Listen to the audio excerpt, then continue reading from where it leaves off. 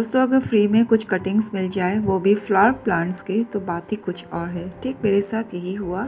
मैंने यहाँ पर ग्राउंड में लगे हुए एक बिग ट्री जो पाउडर पफ का फ्लावरिंग प्लांट है वहाँ से मैंने ढेरों सारी कटिंग ली।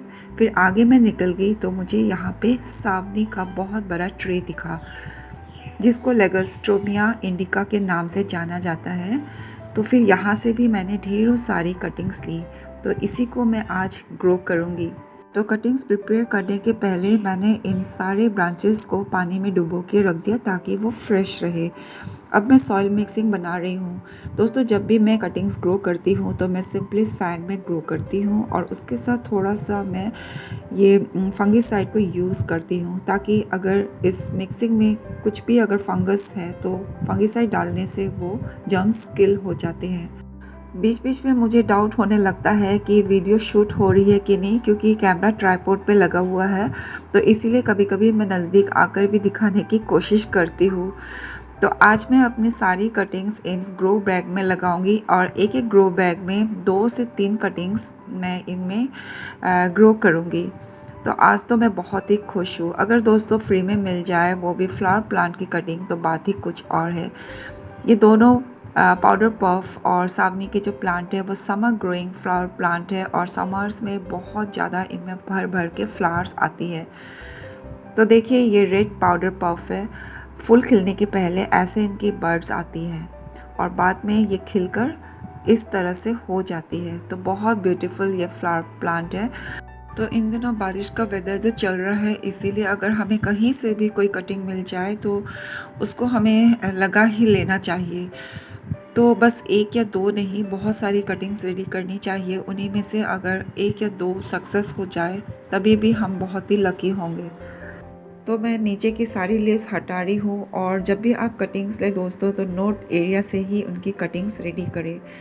तो पाउडर पफ के प्लांट अगर ग्राउंड में लगे होते हैं तो ये बहुत ही बड़ा एक ट्री का शेप ले लेता है, मगर मैं इन कटिंग्स को गमलों में ही ग्रो करूँगी।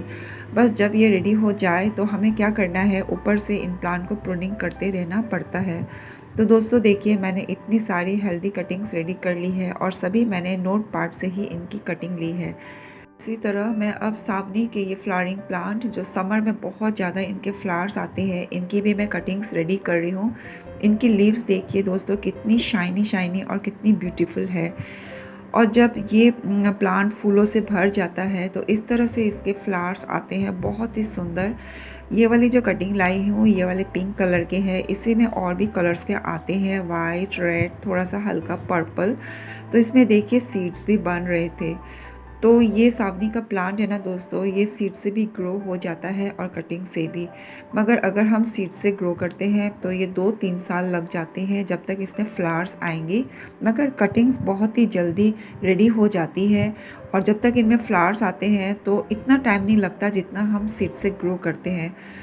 तो देखिए मैंने भी इनकी सारी कटिंग्स नोट पार्ट से ली है और नीचे की ज़्यादातर मैंने लीव्स हटा ली है ताकि हम जब भी कटिंग्स ग्रो करें तो पूरी एनर्जी वो रूट डेवलप में लगा दे।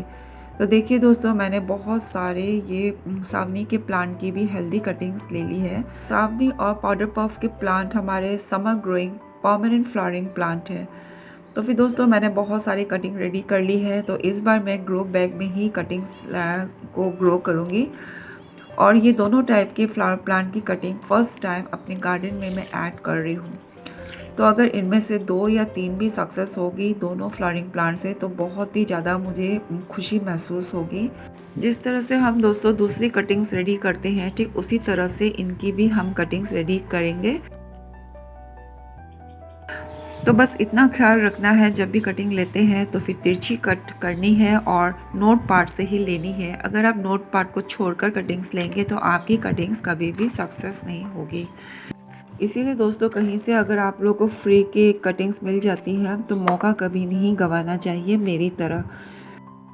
आप लोगों ने देखा होगा दोस्तों जब भी मैं कटिंग्स ग्रो करती हूँ तो मैं रूटिंग हार्मोन को ही यूज़ करती हूँ। तो अगर आप लोग के पास रूटिंग हार्मोन नहीं है तो आप लोग के पास और भी चॉइस है, एलोवेरा जेल, हल्दी पाउडर या तो दालचीनी के पाउडर को भी आप नोट पार्ट में लगाकर कटिंग ग्रो कर सकते हैं। वो भी सेम रूटिंग हार्मोन की तरह ही काम करता है। तो फिर कोशिश करें जब भी कटिंग्स को मिट्टी में डालें, 1 या 2 नोट पार्ट ज़रूर मिट्टी के अंदर धंसना चाहिए, तभी आपके ये जो कटिंग्स है बहुत अच्छे से ग्रो भी हो जाएंगे और सक्सेस भी हो जाएगा।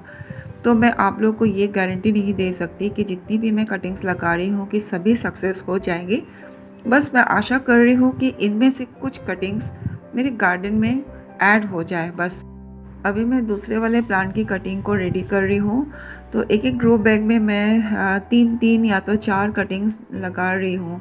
तो इस तरह से मैंने 4 ग्रो बैग रेडी की है, अलग अलग वैरायटी के लिए 2-2।